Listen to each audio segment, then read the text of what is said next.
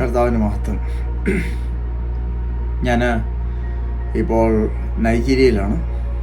ഞങ്ങൾ ഈ പ്രാവശ്യം ഞാൻ നമീബിയയിൽ വന്നിട്ടാണ് ഷിപ്പിൽ കയറിയത്. അവിടുന്ന് അംഗോളയിൽ വന്ന് 1.5 മാസം ജോലി ചെയ്തു. അവിടുന്ന് ഞങ്ങൾ നൈജീരിയയിലേക്ക് വന്നിരിക്കുകയാണ്. ഞാൻ ആദ്യമായിട്ടാണ് നൈജീരിയയിലേക്ക് വരുന്നത്.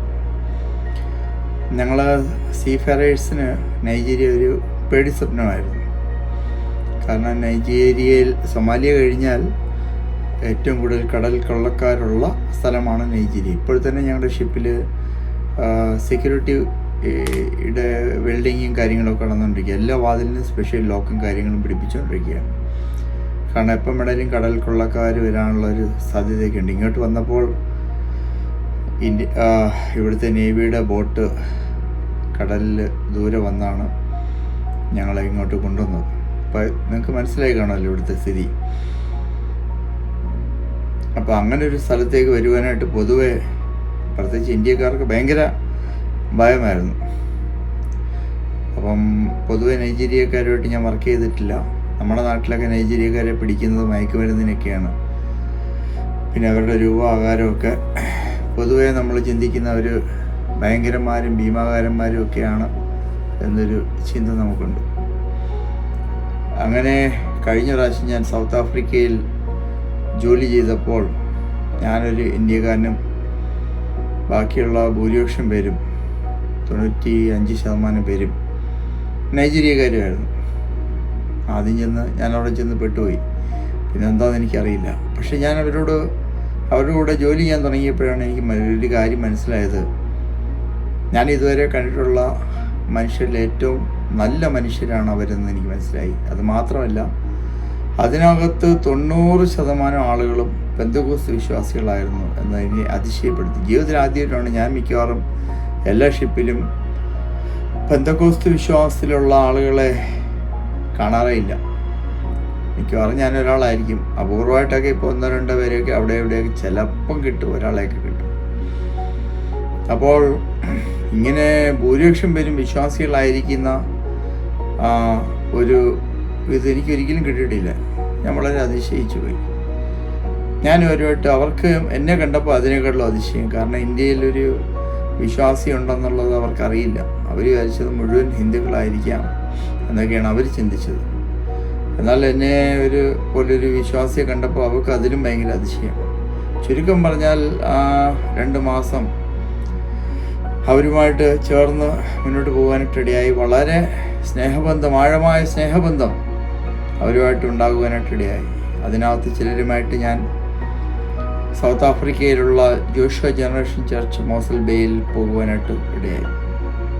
അപ്പോൾ വന്ന അതിശയം എന്ന് പറഞ്ഞാൽ, ഞാനിവിടെ വന്നപ്പോൾ ആ കൂട്ടത്തിലുണ്ടായിരുന്ന ഒരുപാട് പേര് ഈ സ്ഥലത്ത് താമസിക്കുന്നുണ്ടെന്ന് എനിക്കറിയത്തില്ലായിരുന്നു.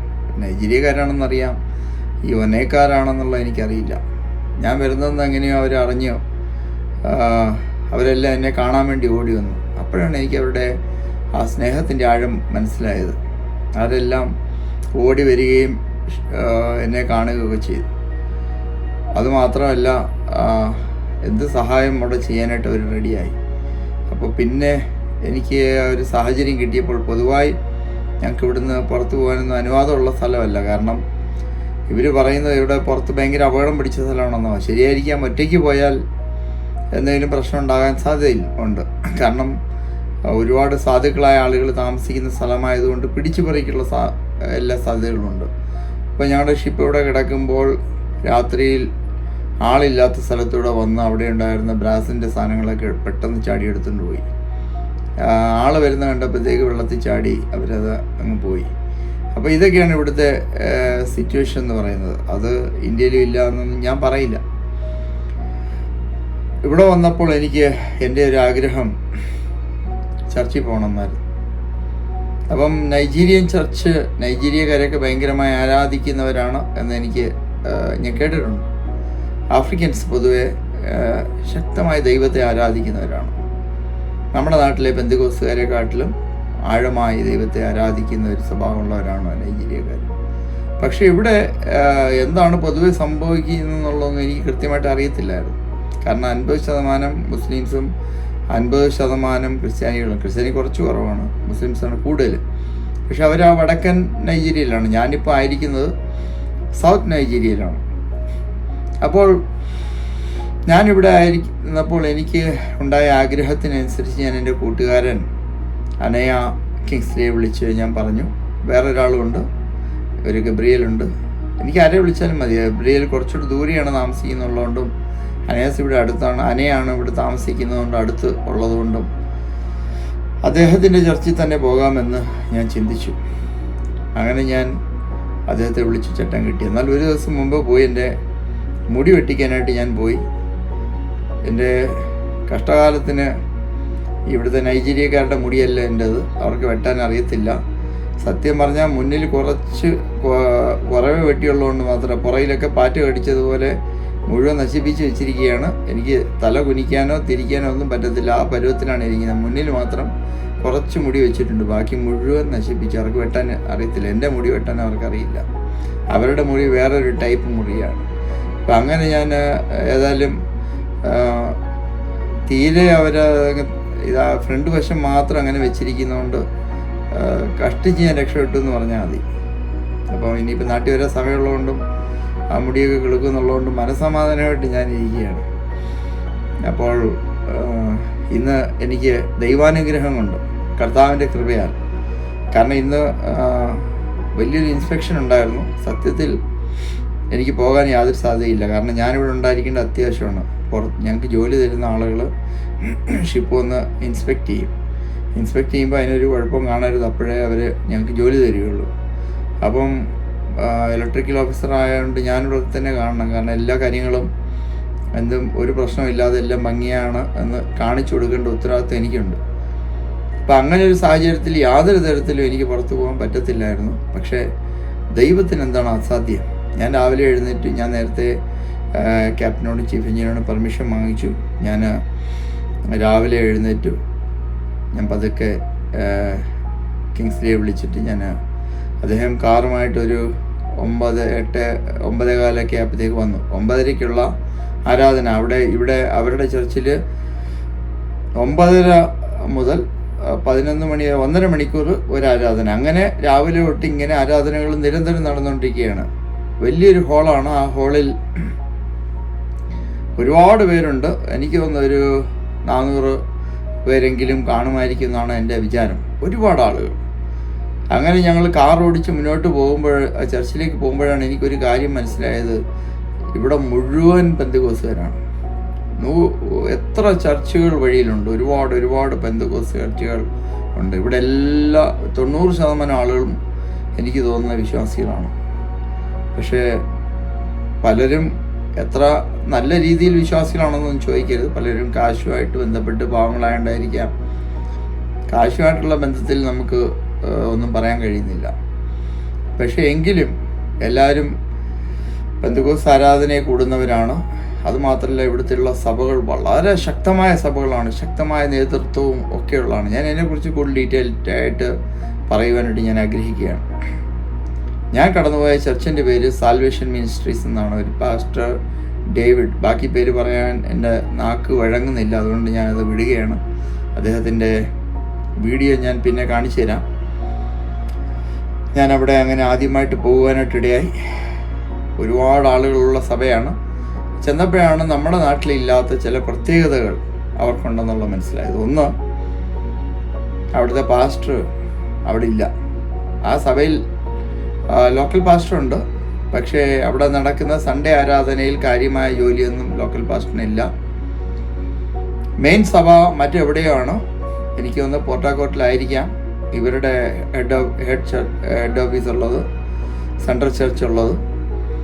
അവിടെ നടക്കുന്ന മീറ്റിംഗ് അത് ഡയറക്റ്റ് വീഡിയോ ക്യാമറയിലൂടെ ട്രാൻസ്മിറ്റ് ചെയ്ത് അത് ഈ സഭയിലുള്ള TV-യിൽ കാണിക്കുകയാണ് ചെയ്യുന്നത്.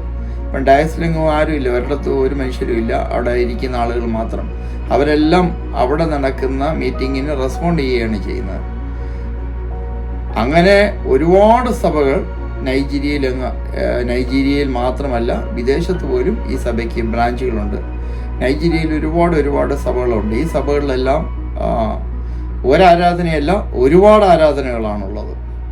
രാവിലെ തൊട്ട് അത് 1.5 മണിക്കൂർ വെച്ച് ഈ സാൽവേഷൻ മിനിസ്ട്രീസ് എന്ന് പറഞ്ഞ ഈ സഭയിൽ രാവിലെ തൊട്ട് 1.5 മണിക്കൂർ കഴിഞ്ഞ് 1.5 മണിക്കൂർ കഴിഞ്ഞ് അതിങ്ങനെ നടന്നുകൊണ്ടേയിരിക്കുകയാണ്. അതുപോലെ തന്നെ അവരുടെ സെൻട്രൽ ചർച്ചിലും ഇതുപോലെ നടന്നുകൊണ്ടേയിരിക്കുകയാണ്. അപ്പോൾ എല്ലായിടത്തും അവിടുന്ന് വീഡിയോ വഴി എല്ലാവരും അത് കാണുകയും, സാറ്റലൈറ്റ് ചർച്ചസ് എന്നാണ് ഈ സെൻട്രൽ ചർച്ച് അല്ലാത്ത ചർച്ചുകളെ പറയുന്നത്. സാറ്റലൈറ്റ് ചർച്ച്, പിന്നെ സോണൽ ചർച്ച്, അങ്ങനെയൊക്കെ ഏതാണ്ടൊക്കെ ഉണ്ട്. Of all that you prayed about the name of Jesus, it's a week of testimonies. I repeat, this shall be to everyone a week of testimonies. I repeat, this shall be to you and to me a week of testimonies. Favor will follow us wherever we go. In all our journeys we decree peace. In Jesus' mighty name. I heard God said to me, you will hear good news. You will hear good news. You will hear good news. We will hear good news. In Jesus' mighty name. We praise together. May the grace of our Lord Jesus Christ, the love of God, and the sweet of the Holy Spirit rest and abide with us now and forevermore. Amen. Surely God's goodness and mercy shall follow us all the days of our lives. We shall dwell in the house of the Lord forever. Amen. Peace. God bless you. എന്താണെങ്കിലും എനിക്ക് നമ്മുടെ pastor അനി ജോർജിനെ കുറിച്ച് ഓർത്തപ്പോൾ എനിക്ക് സങ്കടം തോന്നി. കാരണം അദ്ദേഹം കോട്ടയത്ത്, എറണാകുളത്ത്, പിന്നെ തിരുവല്ലയിൽ, തിരുവനന്തപുരത്ത്, ഒരു ഞായറാഴ്ച കോട്ടയത്ത് പോകണം, പിന്നെ തിരുവനന്തപുരത്തു നിന്ന് തിരുവല്ല, ഇങ്ങനെ കറങ്ങി നടക്കുകയാണ്. ഒരു ദിവസം എത്ര കിലോമീറ്ററുകളാണ്, 100 കണക്കിന് കിലോമീറ്ററുകളാണ് സൺഡേ അദ്ദേഹം സഞ്ചരിച്ച് കർത്താവിനെ ആരാധിക്കുന്നത്. കുറഞ്ഞത് 3 സഭയിലെങ്കിലും അദ്ദേഹം പോകുന്നുണ്ടെന്നാണ് എൻ്റെ പൂർണ്ണമായ വിശ്വാസം, എൻ്റെ അറിവ്. അതൊക്കെ ഓർത്തപ്പോൾ ഈ മനുഷ്യന് ബുദ്ധിയോടെ ചെയ്യുന്ന ഓർത്ത് എനിക്ക് വളരെ അദ്ദേഹത്തോട്, അല്ലെങ്കിൽ ഈ സഭകളോടൊക്കെ ഒരു പ്രത്യേകത തോന്നി. നമ്മുടെ സഭകളെ പോലെ പാസ്റ്റർ നേരെ മുന്നിൽ വന്നിരിക്കണം എന്നൊക്കെ നിർബന്ധമൊന്നും ഇല്ലാന്ന് തോന്നി. കേരളത്തിലെ പല സഭകൾക്കും ഇത്തരത്തിൽ സാറ്റലൈറ്റ് ചർച്ചസ് തുടങ്ങി ഒരു വീഡിയോ ക്യാമറ വഴി അവരുടെ പ്രസൻസ് സ്ക്രീനിൽ കൊണ്ടുവന്ന് സഭകൾ തുടങ്ങാൻ കഴിയുമെന്ന് എനിക്ക് തോന്നുന്നു. നിങ്ങൾക്ക് അങ്ങനെ ഒരു നിയോഗമുണ്ടെങ്കിൽ ചെയ്യുന്നതിന് കുഴപ്പമൊന്നുമില്ല. കാരണം പൊതുവെ സഭയിലുള്ള ആളുകൾ ഒരു സഭ തുടങ്ങുമ്പോൾ, ഇപ്പം പാസ്റ്റർ അനി ജോർജ് തുടങ്ങിയാൽ, അല്ലെങ്കിൽ ടിനു തുടങ്ങിയാൽ, അല്ലെങ്കിൽ തങ്കു തുടങ്ങിയാൽ, എവിടെയുള്ള ഭാഗത്തായിരുന്നാലും അവർക്ക് ലോക്കൽ പാസ്റ്ററിനെക്കാട്ടിലും അവർക്ക് താല്പര്യം ആ സഭ തുടങ്ങിയ ആൾ പ്രസംഗിക്കുന്നതായിരിക്കാം. അതുകൊണ്ട് തന്നെ എപ്പോഴും അത് എനിക്ക് തോന്നുന്നത് വലിയ പ്രയോജനമായിരിക്കും. എല്ലാ സ്ഥലങ്ങളിലും അവരുടെ സന്ദേശവും സാന്നിധ്യവും എത്തുകയും ചെയ്യുമെന്നുള്ളത് വളരെ വലിയൊരു കാര്യമായി എനിക്ക് തോന്നുന്നു. നൈജീരിയയുടെ ഈ സഭകളുടെ എല്ലാം നിങ്ങൾക്ക് കോപ്പി അടിക്കുവാനായിട്ട് നിങ്ങൾക്ക് കഴിയും. അതുപോലെ വളരെ എനിക്കൊരു യുപിയിലെ ബീഹാറിലേക്ക് ഒരു ഗ്രാമത്തിൽ ചെന്ന ഒരു പ്രതീതിയാണ്.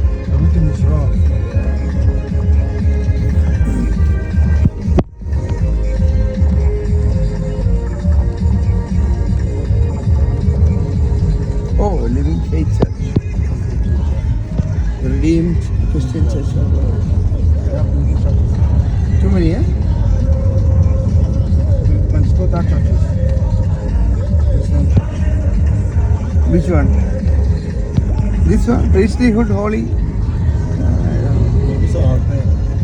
Which is your church? No church, we are going. Let me I want to talk for you.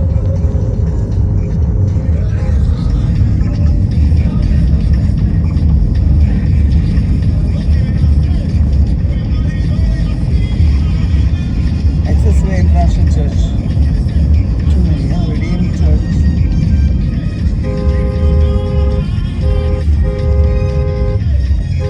Oh, they are talking each other.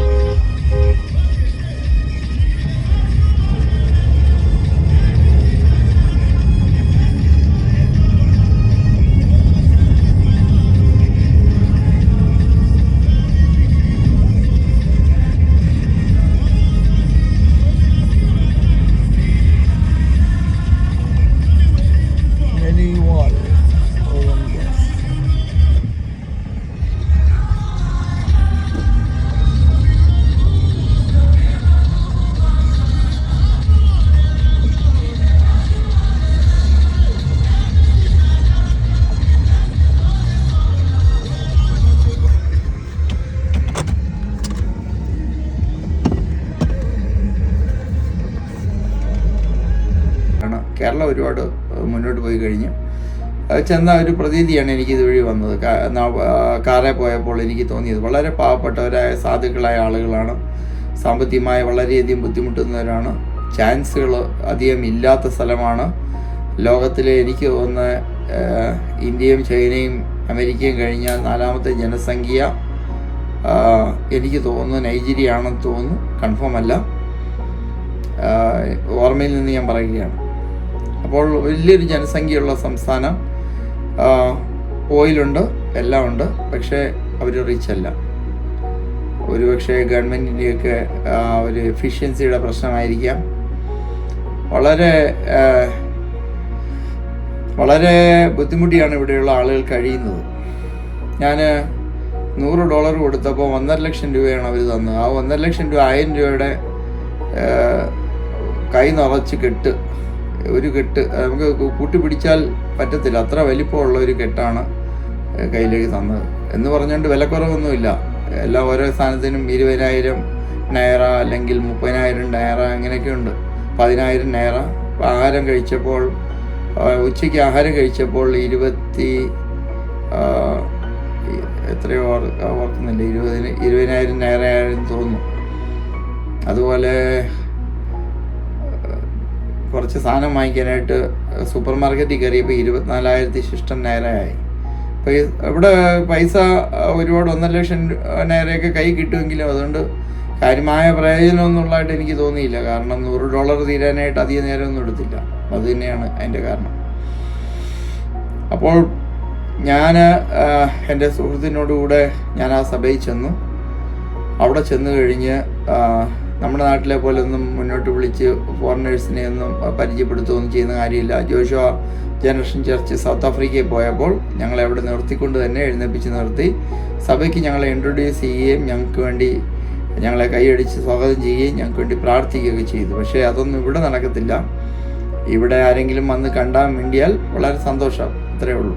കാരണം വലിയ സഭയായതുകൊണ്ടും അതിൻ്റെ പാസ്റ്റർ ഇവിടെ ലോക്കലി ഇല്ലാത്തതുകൊണ്ടും ആ കാര്യങ്ങളൊന്നും നടക്കത്തില്ല. അപ്പോൾ ഞാൻ എൻ്റെ സുഹൃത്തിനോട് കൂടെ പോയി അവിടെ ഇരുന്നു ദൈവത്തെ ആരാധിക്കുവാനായിട്ടിടയായി. അപ്പോൾ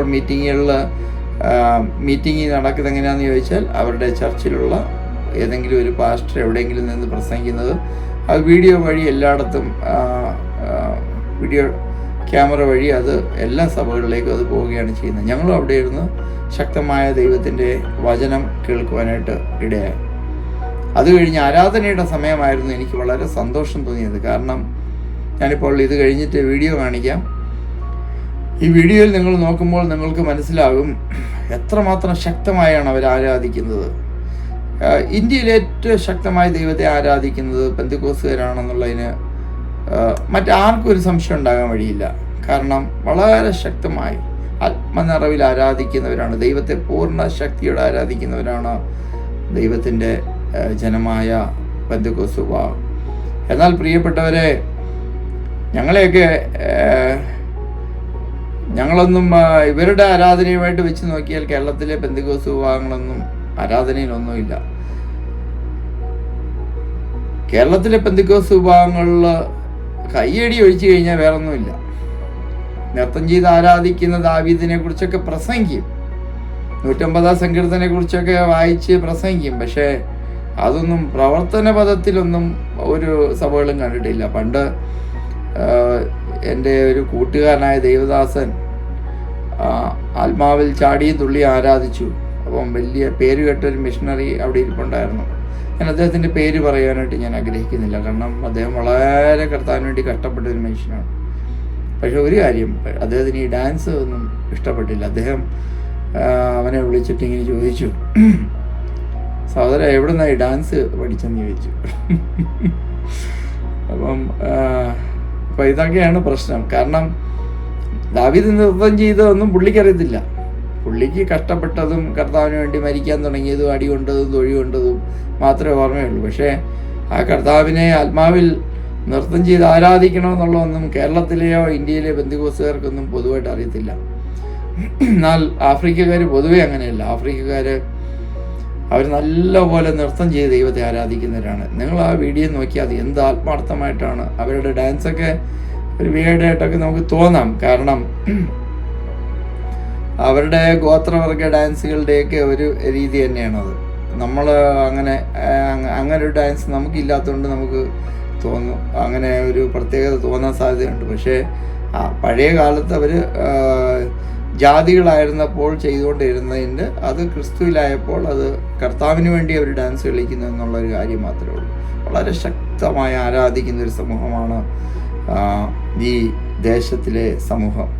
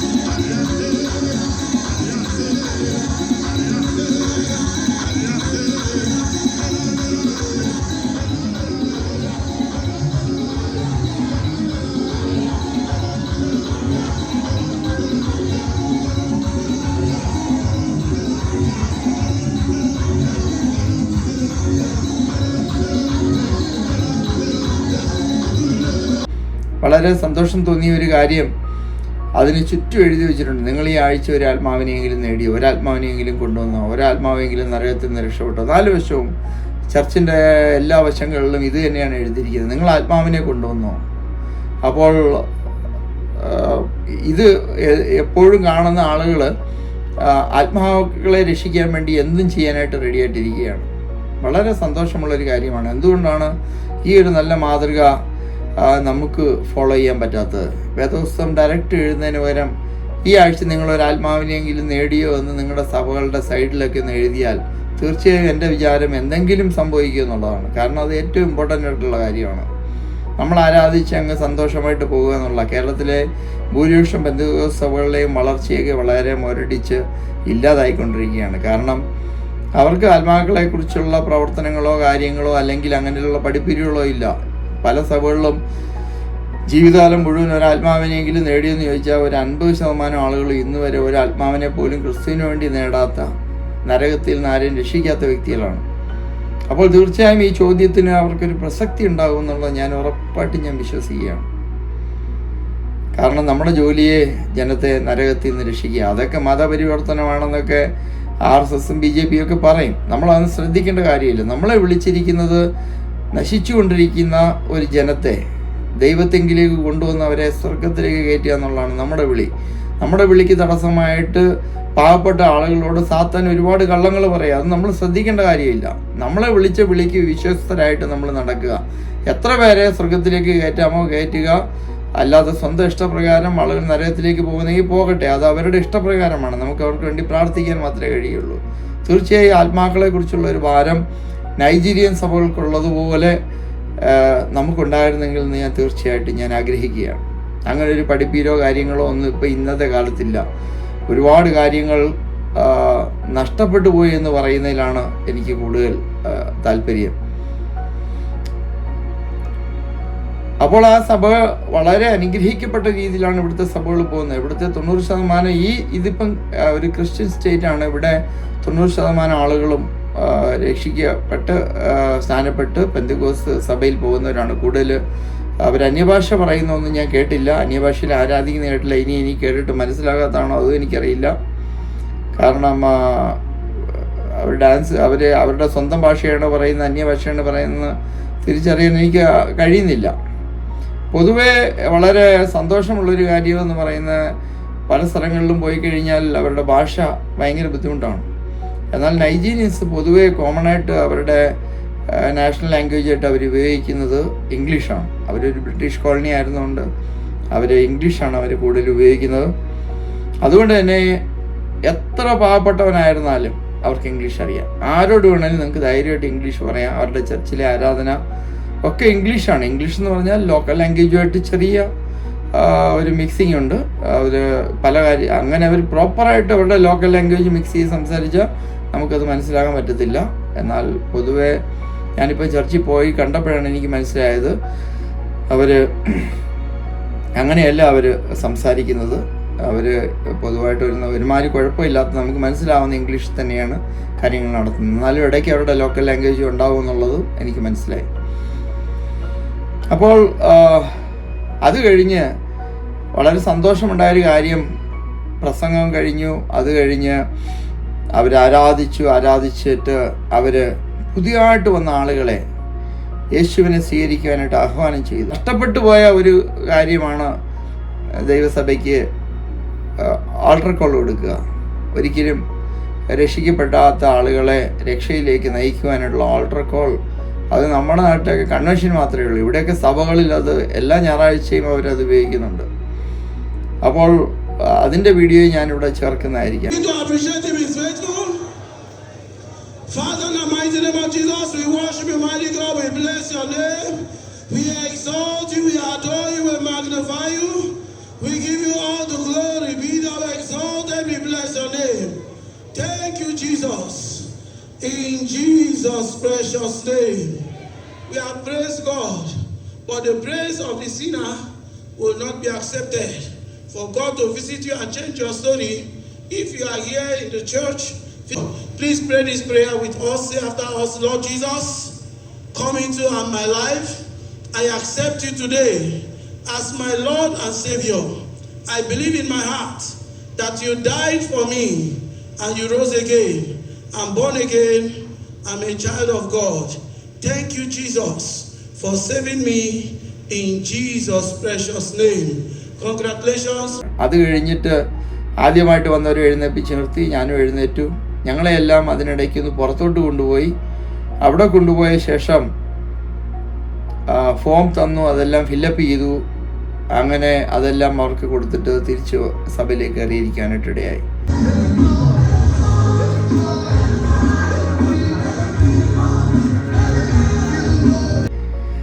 അതൊക്കെ ഞാൻ വലിയ സഭകളിലൊക്കെ മാത്രമേ കണ്ടിട്ടുള്ളൂ. അതായത് ഈ ന്യൂ ജനറേഷൻ ചർച്ചസിൽ മാത്രമേ കാണുന്നുള്ളൂ. എങ്കിൽ മറ്റ് ചർച്ചുകളിലോ ഒന്നും ഈ ഒരു കാര്യം ഞാൻ കണ്ടിട്ടില്ല. അപൂർവമായിട്ട് മാത്രമേ ഉള്ളൂ. പൊതുവായിട്ട് പെന്തക്കോസ്ത് സഭകളിലൊന്നും ഇതില്ല.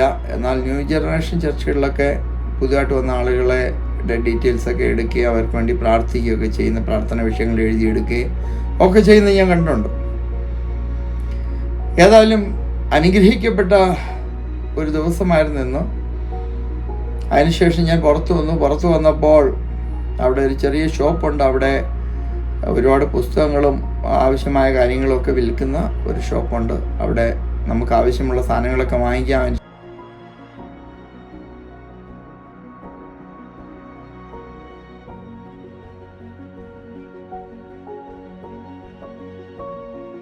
ശേഷം തിരിച്ചു പോവാം. ഞാൻ എൻ്റെ സുഹൃത്തിൻ്റെ കാറിൽ കയറി അദ്ദേഹത്തിൻ്റെ വീട്ടിലൊക്കെ പോയി. അതിനുശേഷം ഞാൻ ഷിപ്പിലേക്ക് തിരിച്ചു വന്നു. എനിക്ക് ഉൾഭാഗത്തേക്ക് ചെന്നപ്പോൾ എനിക്ക് അതിശയം തോന്നി. കാരണം കേരളം പോലെ തന്നെ ഇരിക്കുന്നു. വീടുകളും അതിൻ്റെ ആ രീതിയൊക്കെ ചെറിയ വ്യത്യാസം ഉണ്ടെങ്കിലും ഇത്രയും വലിയ മതിലും ഗേറ്റും ഒന്നും നമുക്കില്ല. ഇവർ ആകാശം മുട്ടയാണ് മതിലും ഗേറ്റും ഉണ്ടാക്കിയിരിക്കുന്നത്. പക്ഷേ കപ്പയും തെങ്ങും വാഴയൊക്കെ ഇടതൂർന്ന് നിൽക്കുന്ന കണ്ടപ്പം നമ്മുടെ നാട്ടിലെ ഏതോ പറമ്പിൽ കൂടെ ഒക്കെ പോകുന്ന പോലെയാണ് എനിക്ക് തോന്നിയത്.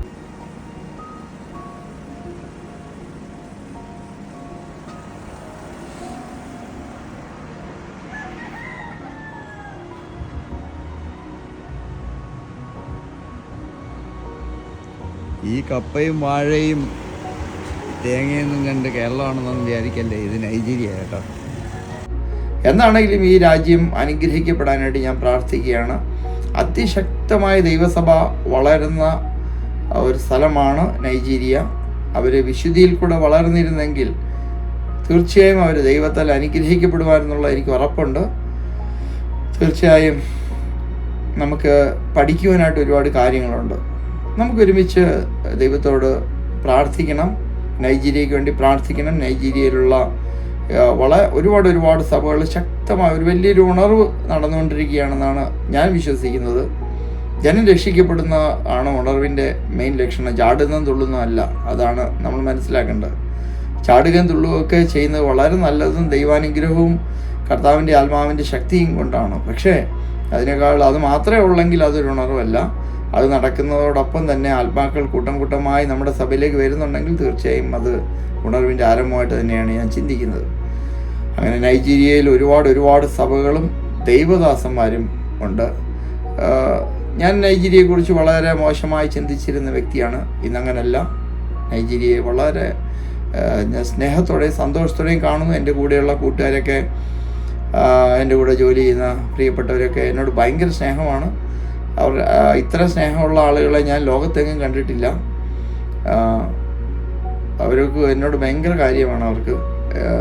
അതുകൊണ്ട് തന്നെ എനിക്കും അവരോടൊരു പ്രത്യേക സ്നേഹം ഉണ്ടായി. കാരണം ഞാനൊരു മറ്റൊരു ദേശക്കാരനാണ്. എന്നോട് ഇത്ര സ്നേഹം അവർക്ക് ഉണ്ടാകേണ്ട കാര്യമില്ല. അപ്പോൾ എനിക്ക് മനസ്സിലായി അവർ സ്നേഹമുള്ളൊരു ജാതിയാണ്, നല്ല മനുഷ്യരാണ്, മനുഷ്യരെ സ്നേഹിക്കാൻ കഴിവുള്ളവരാണ്. അല്ലാതെ ഞാൻ ചിന്തിച്ചിരുന്ന പോലെ ഗുണ്ടകളും മനുഷ്യരെ കറിവെച്ച് തിന്നുന്നവരും ഒന്നുമല്ല എന്ന് എനിക്കിവിടെ വന്നപ്പോൾ മനസ്സിലായി. ഏതായാലും കർത്താവ് അവരെ ധാരാളമായിട്ട് അനുഗ്രഹിക്കട്ടെ. നമ്മൾ ഓർക്കുമ്പോൾ നൈജീരിയയ്ക്ക് വേണ്ടി പ്രാർത്ഥിക്കണം, നമ്മുടെ രാജ്യത്തിന് വേണ്ടിയും പ്രാർത്ഥിക്കണം. ഇതൊരു ശക്തമായ ക്രിസ്തീയ രാഷ്ട്രമായി, അനുഗ്രഹിക്കപ്പെട്ട രാജ്യമായി, എല്ലാ ശാപങ്ങളും മാറി കർത്താവിന് വേണ്ടി അനേകം മിഷണറിമാരെ അയക്കുന്ന ഒരു രാജ്യമായി മാറുവാൻ തക്കണം. കർത്താവ് അവരെ അനുഗ്രഹിക്കട്ടെ എന്ന് ഞാൻ ആത്മാർത്ഥമായി പ്രാർത്ഥിക്കുന്നു. ഇതൊരു വീഡിയോ കണ്ട നിങ്ങൾക്ക് വേണ്ടിയും പ്രാർത്ഥിക്കുന്നു. ദൈവം നിങ്ങളെയും അനുഗ്രഹിക്കട്ടെ.